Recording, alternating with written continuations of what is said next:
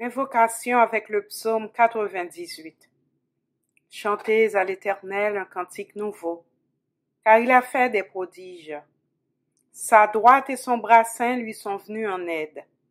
L'Éternel a manifesté son salut, il a révélé sa justice aux yeux des nations. Il s'est souvenu de sa bonté et de sa fidélité envers la maison d'Israël. Toutes les extrémités de la terre ont vu le salut de notre Dieu. Poussez vers l'Éternel des cris de joie, vous tous, habitants de la terre, faites éclater votre allégresse et chantez. Chantez à l'Éternel avec la harpe, chantez des cantiques. Avec les trompettes et au son du cor, poussez des cris de joie devant le roi, l'Éternel. Que la mer retentisse avec tout ce qu'elle contient, que le monde et ceux qui l'habitent éclatent d'allégresse, que les fleuves battent des mains, que toutes les montagnes poussent des cris de joie devant l'Éternel, car il vient pour juger la terre, il jugera le monde avec justice et les peuples avec équité. Amen.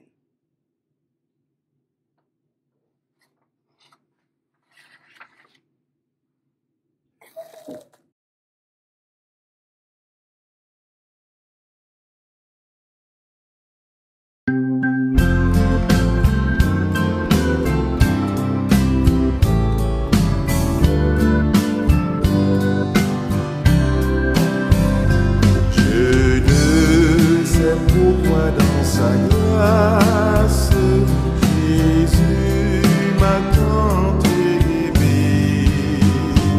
Pourquoi par son sang il efface ma dette, mon péché? Mais je sais qu'en lui j'ai la vie, il m'a sauvé dans son amour. Il garde pas sa main meurtrie, j'attends l'heure de son retour. Je ne sais comment la lumière éclaire tout mon cœur. Comment je compris ma misère et reçu mon sauveur. Mais je sais qu'en lui j'ai la vie, il m'a sauvé dans son amour. Il garde pas sa main meurtrie, j'attends l'heure de son retour. Je ne sais quelle est la mesure de joie et de douleur que pour moi faible créature réserve mon sauveur.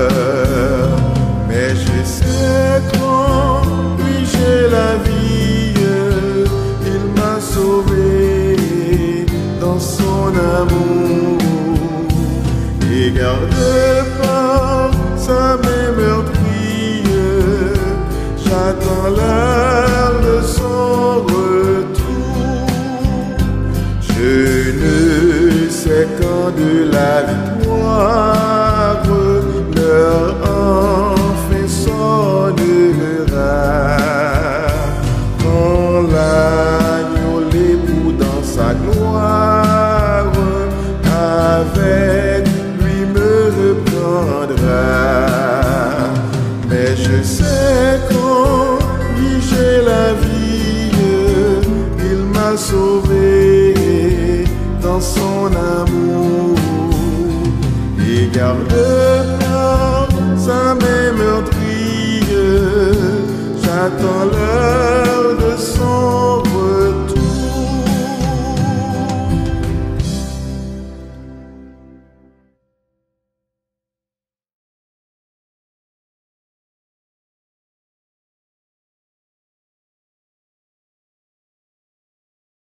Bonjour à vous tous à notre culte virtuel, ce culte qui est animé par la Ligue des femmes méthodistes de Montréal.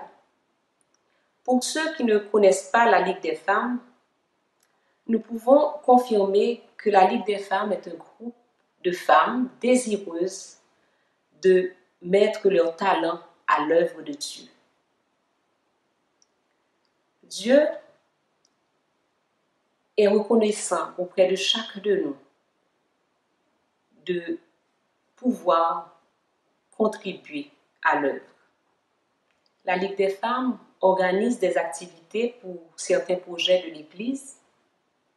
Bien que cette année, nous n'avons pas eu l'opportunité de faire nos différents projets, mais nous pouvons dire, avec l'aide de Dieu, que nous aurons terminé notre projet de livre et réalisé ce livre de méditation. En effet, à la fin novembre, nous aurons une pré-vente. Et dans cette vente, l'argent ira directement à l'Église pour les projets d'un lieu de culte. Nous tenons à remercier tous ceux-là de la Ligue qui ont contribué et aussi à tous ceux qui ont été inspirés par le Seigneur pour que ce livre de méditation puisse se concrétiser. Au nom de la Ligue des femmes, nous vous souhaitons un bon moment de culte virtuel dans la présence du Seigneur. Et je vais maintenant, comme on me l'a demandé, faire la prière d'action de grâce. Ô Seigneur, notre Dieu, notre Père, nous te rendons grâce pour tout ce que tu as fait dans notre vie. Nous te rendons grâce pour ce que tu nous donnes gratuitement. Tu nous donnes le salut. Nous te rendons grâce car tu nous donnes chaque jour ta paix, la paix qui surpasse toute intelligence. Nous te rendons grâce, Seigneur, pour notre Église, pour ta parole que tu nous as laissée. Nous te rendons grâce, Seigneur, pour nos enfants. Nous te rendons grâce pour le travail que tu nous as donné. Nous te rendons grâce, Seigneur, pour ton amour pour nous. Car même si nous sommes fautifs et que nous nous approchons vers toi, Seigneur, tu es fidèle et juste pour nous pardonner. Tu nous fais des grâces. Tu es toujours avec nous. Et nous pouvons dire, grâce à Dieu, nous sommes présents, nous sommes vivants. Tu es grand, ta miséricorde durera toujours et ta fidélité de génération en génération. Gloire, honneur soit à toi, Seigneur. Merci, Seigneur, d'être pour nous un refuge, un appui, un secours qui ne manque jamais dans la détresse. Que ton nom soit loué, que ton nom soit exalté. Nous te prions ainsi, au nom de ton Fils Jésus-Christ. À lui soit la gloire, l'honneur, la puissance, au siècle des siècles. Amen.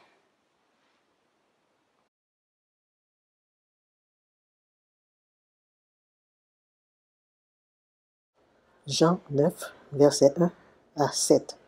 Jean chapitre 9, verset 1 à 7. Jésus vit en passant un homme aveugle de naissance. Ses disciples lui firent cette question. « Rabbi, qui a péché, cet homme ou ses parents, pour qu'il soit né aveugle ?» Jésus répondit, « Ce n'est pas que lui ou ses parents aient péché, mais c'est afin que les œuvres de Dieu soient manifestées en lui. Il faut que je fasse, tandis qu'il est jour, les œuvres de celui qui m'a envoyé. La nuit vient où personne ne peut travailler. Pendant que je suis dans le monde, je suis la lumière du monde. » Après avoir dit cela, il cracha à terre et fit de la boue avec sa salive. Puis il appliqua cette boue sur les yeux de l'aveugle et lui dit, « Va, et lave-toi au réservoir de Siloé, nom qui signifie envoyé. » Il y alla, se lava, et s'en retourna voyant clair. Amen.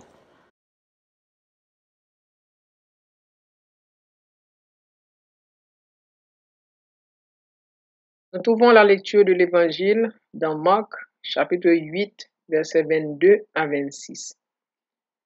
Ils se rendirent à Bethsaïda, et on amena vers Jésus un aveugle qu'on le pria de toucher. Il prit l'aveugle par la main et le conduisit hors du village. Puis, il lui mit de la salive sur les yeux, lui imposa les mains et lui demanda s'il voyait quelque chose.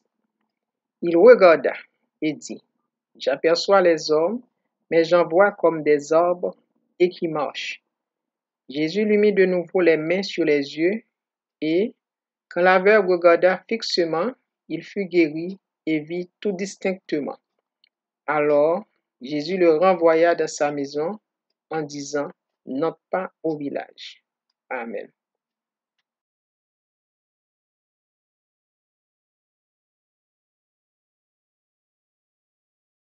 Jean 5, versets 1 à 9. Après cela, il eut une fête des Juifs et Jésus monta à Jérusalem. Or, à Jérusalem, près de la porte des brebis, il y a une piscine qui s'appelle en hébreu Bethesda et qui a 5 portiques.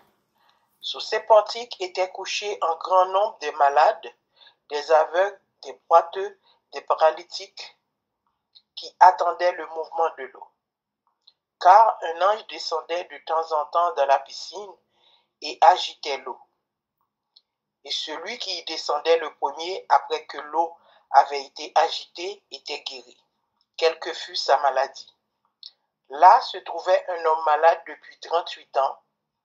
Jésus, l'ayant vu coucher, et sachant qu'il était malade depuis longtemps, lui dit, « Veux-tu être guéri ?» Le malade lui répondit, « Seigneur, je n'ai personne pour me jeter dans la piscine quand l'eau est agitée. Et, pendant que j'y vais, un autre descend avant moi.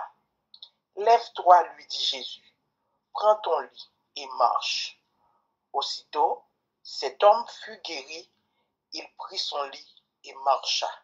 Parole du Seigneur. Amen.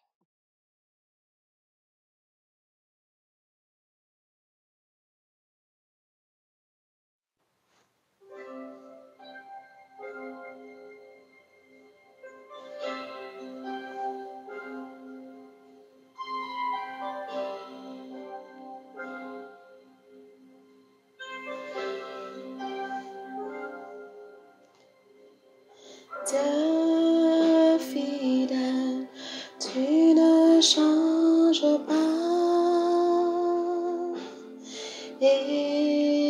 Éternel, mon rocher, ma paix. Dieu puissant, je m'appuie sur toi. Et je crie vers toi, car tu es mon Dieu. Oui, je crie vers toi, j'ai besoin de toi. Dieu fidèle, tu ne changes pas. Éternel, mon rocher, ma paix. Dieu puissant, je m'appuie sur toi. Et je crie vers toi, car tu es mon Dieu. Oui, je crie vers toi, j'ai besoin de toi. Tu es mon roc au jour de la détresse. Et si je tombe, tu me relèves. Dans la tempête, ton amour me ramène au port. Tu es mon seul espoir, Seigneur.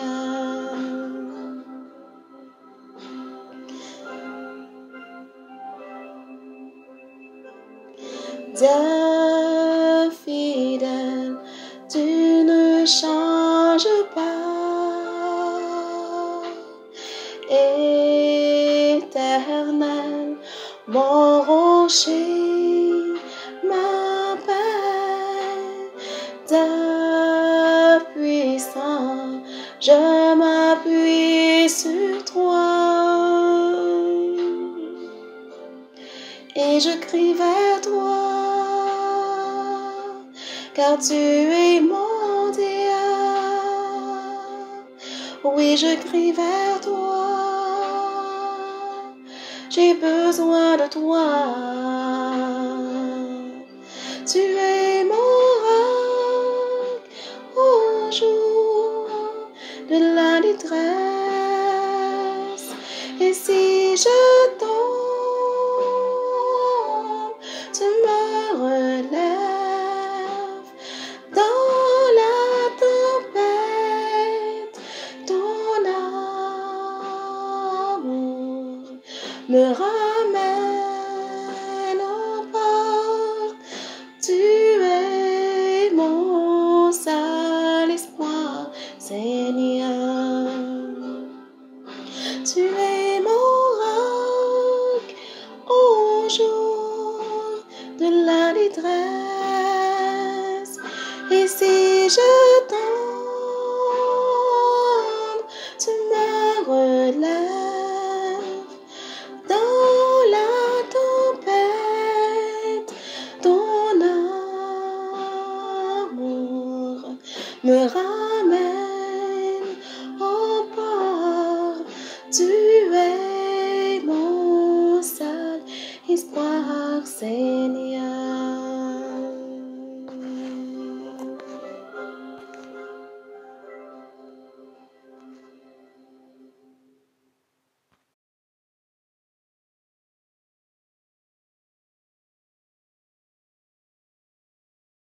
Bonjour, que la paix et la grâce de Dieu soient avec chacun de nous. Ce matin, je suis honorée en ce dimanche du groupe des dames de pouvoir présenter le message du jour.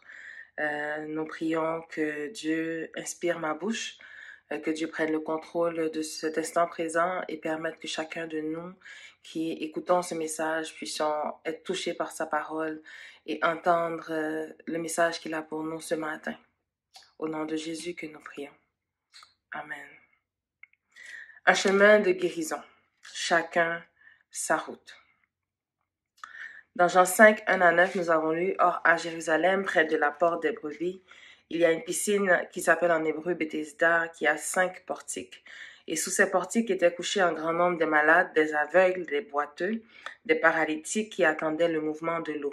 Car un ange descendait de temps en temps dans la piscine et agitait l'eau, et celui qui descendait le premier après que l'eau ait été agitée était guéri, quelle que fût sa maladie. Et là se trouvait un homme malade depuis 38 ans. Jésus, l'ayant vu couché, sachant qu'il était malade depuis longtemps, lui demanda « Veux-tu être guéri ?» Le malade lui répondit « Seigneur, je n'ai personne pour me jeter dans la piscine quand l'eau est agitée, et quand j'y vais, un autre descend avant moi. Lève-toi, lui dit Jésus, prends ton lit et marche. » Aussitôt cet homme fut guéri, il prit son lit et marcha. C'est la norme instaurée. C'est ce qui ressort de cette histoire, une norme instaurée. Tous ceux qui étaient malades devaient attendre que l'eau bouge, se battre pour y arriver en premier. Et on voit cet homme qui a littéralement installé son lit près de l'eau. Et Jésus lui pose une question directe. Veux-tu être guéri? Et cet homme répond non seulement qu'il attend que l'eau bouge, mais qu'il a besoin de l'aide de quelqu'un pour arriver dans l'eau. Or, Jésus a posé une question claire et directe. Veux-tu être guéri? Il ne lui a pas demandé comment veux-tu être guéri ou Comment je peux te supporter dans ta décision? Il a demandé, veux-tu que je te guérisse ici, là, maintenant? Heureusement, Dieu est un Dieu d'amour et de miséricorde, et ce jour-là, il voulait guérir cet homme. Changer son parcours, changer sa mentalité, changer ses croyances, lui donner de nouvelles perspectives, lui montrer que la guérison peut venir d'ailleurs, que la guérison est possible, mais sera faite comme Dieu le veut pour lui. Lève-toi, prends ton lit, marche. Prends ton lit, c'est fausses croyances, perception, dogme, pratique, façon de faire, installation et complaisance là-dedans. Prends ton lit en disant aussi, sors de ces murs que tu as bâtis autour de toi, autour de ta vision, et vois qu'il existe d'autres avenues, d'autres options. Marche, ne reste pas au pied de ta douleur et de ta peine, va ailleurs, sors de ta zone de confort, va vers ce que j'ai préparé pour toi, pour ta vie. Il est plus que temps de voir autre chose du monde après 38 ans à attendre des résultats différents sans jamais changer ta façon de faire.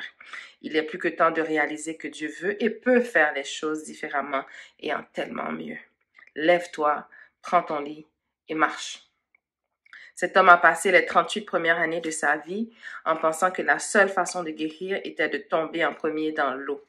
Il avait besoin de Dieu pour le relever, lui donner un but, une nouvelle direction, et le chemin de guérison de cet homme passait par l'obéissance.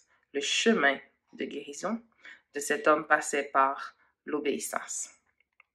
Une petite anecdote. Avant la COVID, ma mère prenait le bus et le métro tous les matins pour aller travailler. Et COVID oblige, un peu comme pour beaucoup de personnes, elle a dû rester à la maison pour faire ses cours à distance. Sauf qu'au mois d'octobre, il ne restait que les cours pratiques et elle n'a pas eu le choix de retourner travailler en présentiel, sur place. Et personnellement, je ne trouvais pas que c'était une très bonne idée. Et je voyais mal ma mère prendre le métro et le bus tous les matins avec tous les risques de contamination potentiels qu'il y a dans les bus et les métros. Alors, je me suis portée volontaire pour l'accompagner tous les matins et aller la chercher à la fin de sa journée de travail. Donc, tous les matins, on est en train de courir religieusement pour s'assurer qu'on arrive à temps. On ouvre notre GPS pour connaître le trajet le plus rapide pour éviter les embouteillages. Et également, tous les matins, quel que soit ce que le GPS nous proposait comme parcours, surtout quand il proposait, par exemple, de passer par la rive sud, on choisissait de prendre le trajet par la rue Notre-Dame, qu'on connaît, sans aucun égard sur les meilleures suggestions du GPS. Et la conséquence a été, il y a eu des matins où ma mère est arrivée en retard. Et un matin, je me suis demandé combien de fois est-ce que nous, les chrétiens, agissons de même quand nous demandons à Dieu une direction. Ou combien de fois nous donnons la peine de demander à Dieu sa volonté pour ensuite faire ce que nous voulons. Ou combien de fois nous faisons juste ce que nous voulons sans même prendre le temps de connaître la volonté de Dieu pour nous. Donc, on n'ouvre même pas le GPS. Combien d'entre nous vivons avec la conséquence de ce choix? Dieu nous a créés avec un plan parfait pour chacun de nous. Et nous avons chacun un trajet idéal avec des choses à accomplir pour sa gloire. Il veut que nous arrivions en bonne santé mentale et physique. Et il veut que nous arrivions le plus rapidement possible à destination et que nous fassions le trajet qui soit court ou un peu plus long que ce qu'on avait imaginé avec la certitude que nous sommes dans la bonne voie. Parce qu'il n'y a aucun hasard dans notre vie. Il a déjà planifié et connaît toutes les options des trajets de GPS, même s'il espère que nous choisirons le plan 1.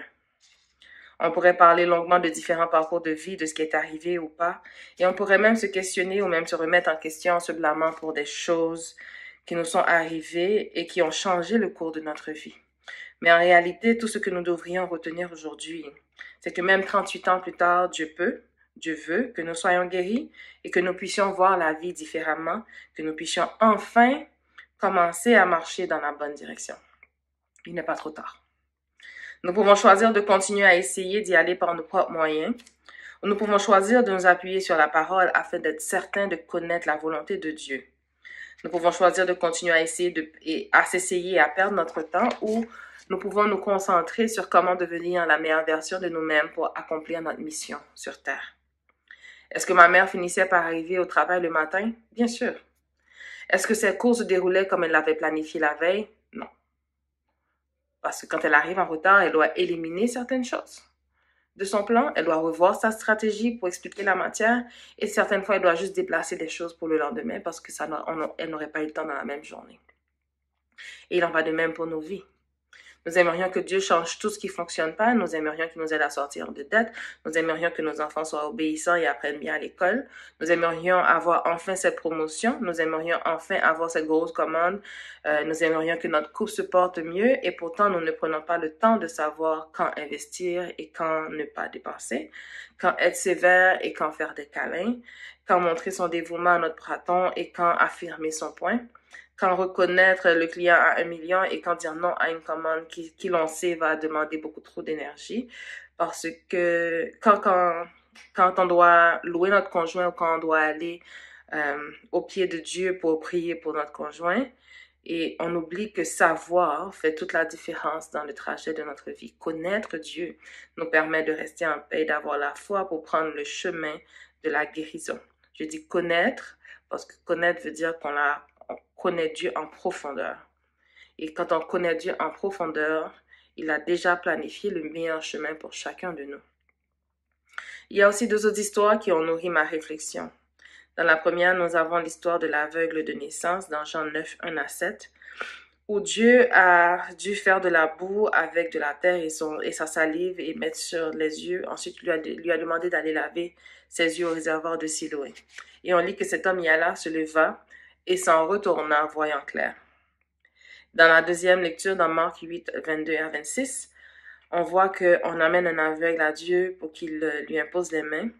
Et dans cette histoire, Dieu a dû lui imposer les mains 2 fois. La première fois avec sa salive, la deuxième fois sans salive. Et cet homme, Dieu a dû le sortir du village pour faire son miracle. Et après que cet homme ait recouvré la vue, il lui a demandé de ne pas retourner. 2 histoires de guérison pour 2 aveugles. Et pourtant, Dieu ne les guérit pas de la même façon et ses instructions sont différentes, justement parce que chacun d'eux avait leur bagage, leur parcours et avait une vision planifiée de Dieu déjà pour leur vie. 2 histoires de guérison miraculeuses pour nous édifier et nous rappeler que nous sommes uniques aux yeux de Dieu. En effet, nous aimons tellement nous comparer aux autres et nous nous en mettons tellement de pression pour entrer dans les normes que nous ne réalisons pas que le trajet sera toujours différent pour chacun de nous, même si l'on parle d'un même lieu d'arrivée. Parce que le chemin de chacun est unique à ses hauts et ses bas, ses pauses et les accélérations. Nous devons être certains de ne pas se perdre en chemin et pour ne pas être en retard, nous devons être, encore une fois, je le répète, à l'écoute de la voix de Dieu et de sa parole. Et même si nous avons raté une sortie, mettons, j'aime parler du plan B de Dieu, que d'autres appellent sa volonté permissive. Puis, parce que Dieu, pour moi, a toujours des plans B, C, D, F, G jusqu'à Z et on recommence. Et je le perçois un peu comme pour les GPS. Il y a le meilleur trajet suggéré. Il y a toujours 1, 2 ou 3 options que le GPS donne en option de trajet. Et la finalité est toujours pareille. On arrive. Mais ça peut être plus long, plus court, dépendamment de quel trajet qu'on choisit. Et si on n'avait pas ouvert notre GPS, autant qu'on se donne la peine à un moment d'allumer notre GPS, on finit par arriver. Et pour nous chrétiens, notre GPS, c'est la Bible. Et je vais vous donner quelques exemples de Dieu où Dieu parle de chemins, parce que pour moi, il y a des chemins de guérison, il y a des chemins de vie, il y a des chemins que Dieu ouvre en avant de nous. Pour tracer le chemin, et si nous prenons la peine, il y a différents chemins où nous pouvons rentrer dans la vie de tous les jours, dans notre vie au complet, où Dieu est en contrôle.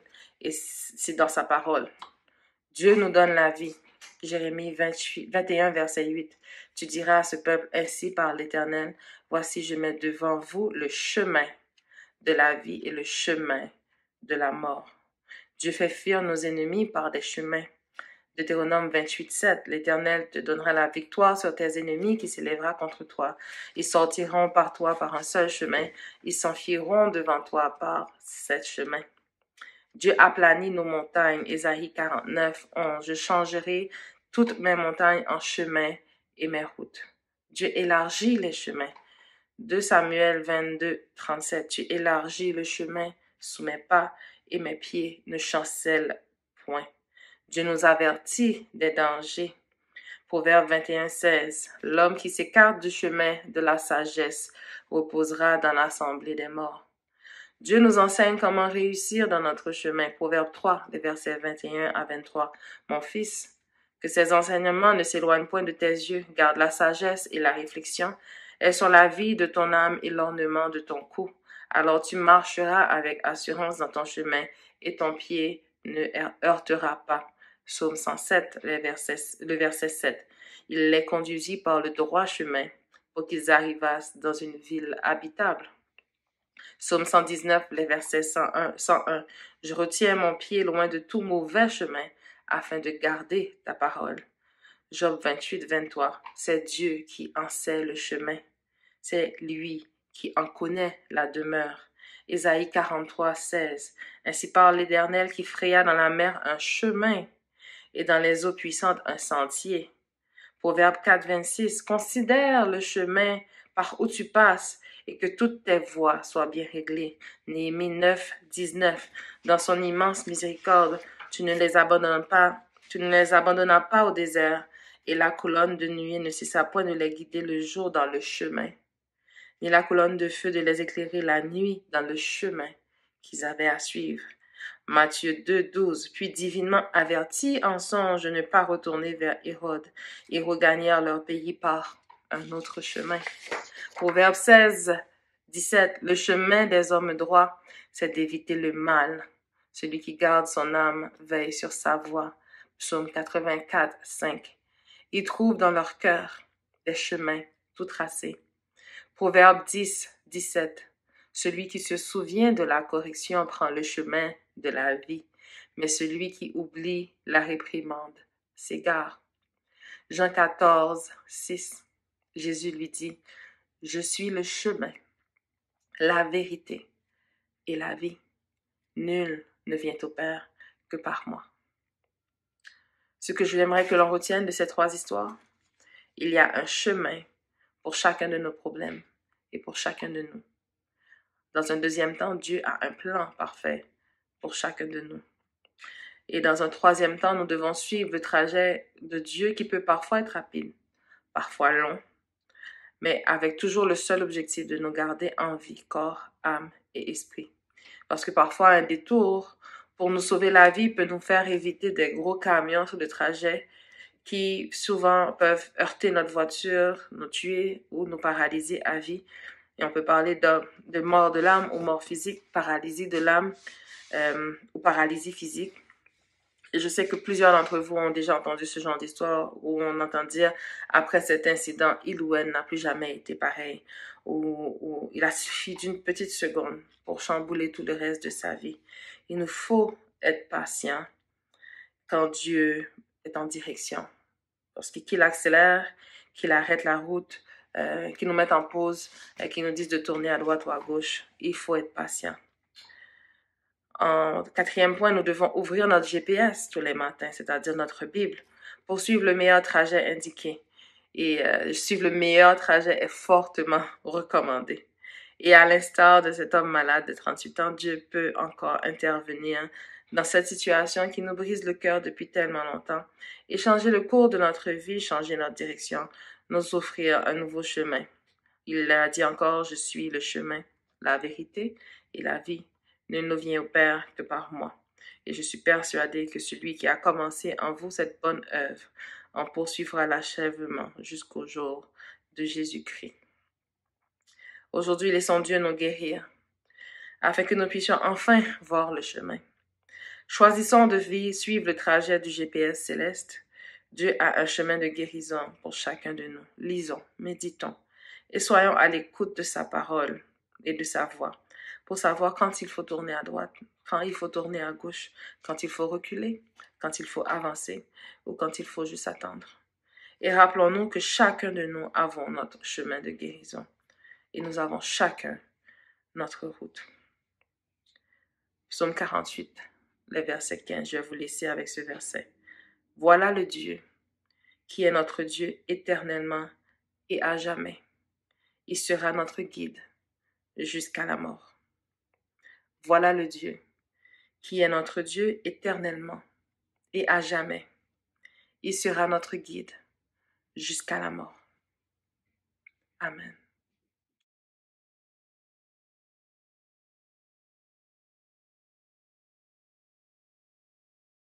Comme une terre altérée,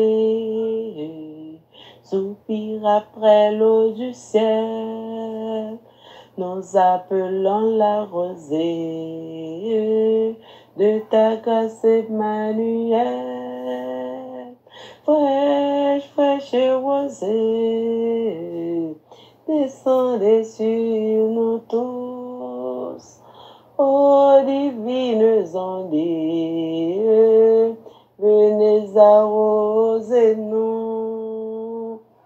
Descends aux pluies abondantes pour la flot dans notre cœur. Donne à l'âme languissante une nouvelle fraîcheur.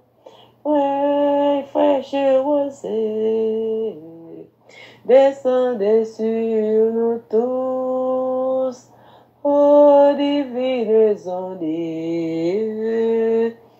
venez arroser nous. Prions Dieu dans le psaume 121. Je lève mes yeux vers les montagnes, d'où me viendra le secours? Le secours me vient de l'Éternel qui a fait les cieux et la terre. Il ne permettra point que ton pied chancelle. Celui qui te garde ne sommeillera point.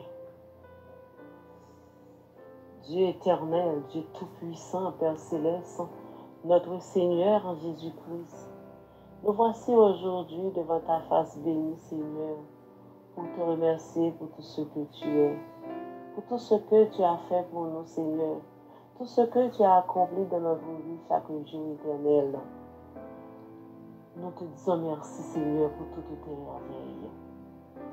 Merci, Seigneur, pour tes bienfaits, tes grâces, tes bénédictions envers nous chaque jour. Tu nous protèges, tu diriges nos pas, tu nous gardes la vie, Seigneur. Nous te remercions infiniment pour la vie que tu nous donnes en cadeau, Seigneur. C'est une grâce. C'est une grâce que tu nous as faite. Dieu trois fois saint, nous te remercions d'une fois de plus, Seigneur, pour ton Esprit Saint que tu nous laisses. Oui, Dieu trois fois saint, nous voulons te dire aujourd'hui même que tu connais tous ceux qui nous traversent. Nous voici devant ta face, Seigneur, quand tu connais tous nos besoins. Tu connais tout ce qui nous tracasse dans notre vie. Nous voulons aujourd'hui te demander encore une fois de nous laisser ton Esprit Saint en tout temps, à toute heure, Seigneur. Oui, Dieu trois fois saint, nous avons besoin de toi, Seigneur, chaque jour dans notre vie. Nous avons besoin de toi dans la vie de nos familles, Seigneur. Oui, nous avons besoin de toi, Seigneur, pour faire face à tout ce qui nous traverse, pour faire face au quotidien, Seigneur. Oui, Dieu trois fois saint, ta présence, Seigneur, c'est une source qui apaise nos soifs, éternel Dieu. Oui, aujourd'hui même, nous te remettons tous nos moments difficiles. Nous voulons te remettre toutes nos craintes, toutes nos difficultés, Seigneur. Nous te demandons aujourd'hui de nous fortifier chaque jour dans notre vie. Nous te prions de façon spéciale, Seigneur, pour les membres de notre congrégation Église méthodiste évangélique de Montréal, Seigneur. Nous te prions pour tous nos pasteurs, nos différents prédicateurs, Seigneur. La Ligue des Dames, nous te demandons, Seigneur, ton intervention, éternel Dieu. Nous te prions aussi, Seigneur, pour nos enfants, nos petits-enfants, nos jeunes, Seigneur. Nous te demandons de les garder sous ton manteau béni, de les cacher sous ton Esprit Saint, Seigneur, et de permettre qu'ils restent soudés à toi et à toi seul en tout temps et à toute heure. Nous te prions, Seigneur, et nous te demandons, Dieu, trois fois, de passer dans les hôpitaux, Seigneur, actuellement. De passer visiter les malades. Il y en a parmi eux qui sont découragés. Il y en a d'autres qui sont désespérés, Seigneur, par une maladie, Seigneur. Toi, le vrai médecin par excellence, tu as la capacité de guérir, Seigneur. Toi qui n'as pas de limite, Seigneur. Nous te demandons d'aller, de passer les guéris, de les apporter de la guérison, Seigneur. Oui, Dieu 3 fois saint. Nous te demandons aujourd'hui, Seigneur, de passer voir les personnes affligées, ceux qui sont endeuillés, Seigneur, qui ont besoin d'une consolation, qui ont besoin de réconfort, Seigneur. Toi seul as la capacité de les donner, Seigneur. Oui, Dieu 3 fois saint. Nous savons que tu es miséricordieux. Nous savons que ton nom est magnifique sur toute la terre. Nous te demandons d'apporter de la force aux faiblesses des gens, Seigneur, qui sont attristés. De ceux-là, Seigneur, qui n'ont pas d'espoir. Oui, Dieu 3 fois saint. Toi, le Dieu de Jacob. Toi, le Dieu miséricorde. Toi, le Dieu des 12 tribus d'Israël. Toi qui fais grâce aux humbles. Nous te demandons grâce, Seigneur. Grâce pour le monde entier. Grâce, Seigneur, pour le Canada. Grâce, Seigneur, pour notre cher Haïti, Seigneur, qui connaît des difficultés de toutes sortes, Seigneur. Nous te demandons, Seigneur, de nous protéger contre cette pandémie, éternel Dieu. Cette pandémie qui nous tracasse chaque jour, éternel. S'il te plaît, nous avons besoin de toi. Nous avons besoin de toi, Seigneur, pour faire face à nos projets. Nous avons besoin de toi dans nos dossiers. Nous avons besoin de toi, Seigneur, chaque jour dans notre existence. Chaque jour, à travers nos activités, Seigneur, nous sollicitons ton intervention. Nous te demandons de rester à nos côtés, Seigneur, en tout temps et à toute heure. Oh, de nous éclairer, Seigneur, de nous donner de l'intelligence de toutes sortes, Seigneur, afin que nous puissions accomplir nos rêves, nos ambitions, Seigneur. Nous implorons ta présence chaque jour dans notre vie, Seigneur. Nous remettons entre tes mains, Dieu 3 fois cette semaine qui commence aujourd'hui. Nous te demandons de jeter ta bénédiction sur chacun de nous qui va travailler, sur nos enfants qui vont à l'école chaque jour, Seigneur. Nous te demandons de les sécuriser, de les garder, de les protéger, Seigneur, de les combler de tes grâces nécessaires, Seigneur. Nous comptons sur ta présence parce que nous savons que tu es un Dieu d'amour, tu es un Dieu miséricordieux, tu es un Dieu plein de bonté, riche en compassion, plein de bonté, Seigneur. Nous comptons sur toi. Nous t'en prions, Seigneur, au nom de ton Fils Jésus-Christ.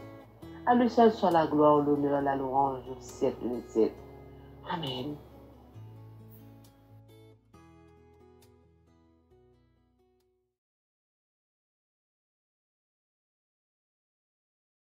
Bonjour frères et sœurs, prêtez attention aux différentes annonces. Du lundi au dimanche, dévotion matinale sur WhatsApp à partir de 6 heures du matin et plus tard sur Facebook. Branchez-vous pour prier avec nous. Moment de prière tous les mardis à 19 heures sur Zoom. Consultez la plateforme WhatsApp de la communauté pour l'identifiant et le code. N'hésitez pas à nous contacter si vous rencontrez des difficultés. Participez aux études bibliques du vendredi à partir de 6 heures du soir avec le pasteur Éric Kernizan. Le vendredi matin, un rappel est publié sur WhatsApp et sur Facebook avec toutes les indications nécessaires pour vous connecter. Tous les 2 samedis à 6 heures de l'après-midi, les prédicateurs sont invités à suivre une séance de formation en ligne sur Zoom, animée par le pasteur Gessner Paul. Nous adressons de chaleureux remerciements aux membres donateurs qui soutiennent l'œuvre financièrement parlant. Nous apprécions également les efforts fournis par plusieurs membres dans différents domaines pour que nous ayons des cultes en ligne tous les dimanches. Nous adressons des remerciements à tous ceux et toutes celles qui mettent leur talent au service de la congrégation. Mais nous devons toutefois souligner que 80% de nos membres ne payent plus et leur dîmes depuis le début de la pandémie. Cela nous inquiète et nous nous posons des questions. Êtes-vous malade? Avez-vous perdu votre emploi? Avez-vous perdu la foi? S'il vous plaît, laissez-nous savoir ce qui ne va pas. Allez sur WhatsApp de la communauté, cliquez sur les 3 petits points en haut à droite, vous verrez les numéros de téléphone de tous les membres. Appelez-nous pour discuter. Nous prions chaque jour pour votre bien-être physique, matériel et spirituel. Laissez-nous savoir, s'il vous plaît. Que le Seigneur vous bénisse. Passez une excellente semaine sous le regard du Seigneur. Amen.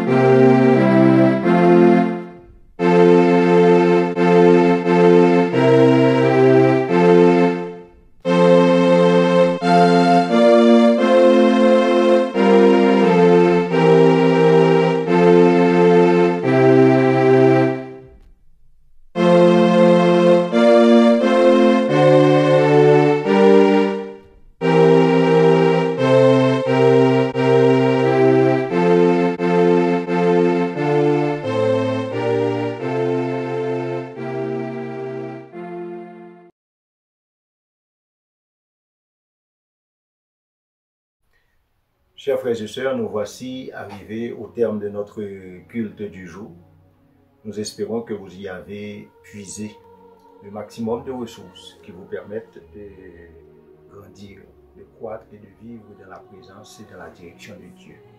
Nous espérons vous retrouver bientôt encore pour adorer avec nous en attendant que nous puissions nous rencontrer ensemble, tous ensemble, pour chanter et adorer à la gloire de Dieu.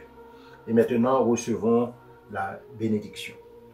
Que le Dieu de paix, qui a ramené d'entre les morts le grand pasteur des brebis, par le sang d'une alliance éternelle, notre Seigneur Jésus-Christ, nous rende capables de toute bonne œuvre pour l'accomplissement de sa volonté, et que son esprit nous possède tout entier et nous maintienne dans la trajectoire qu'il a prévue pour chacun de nous, pour la gloire de son nom. Par Jésus-Christ, auquel soit la gloire au siècle des siècles. Amen. Que le Seigneur vous garde.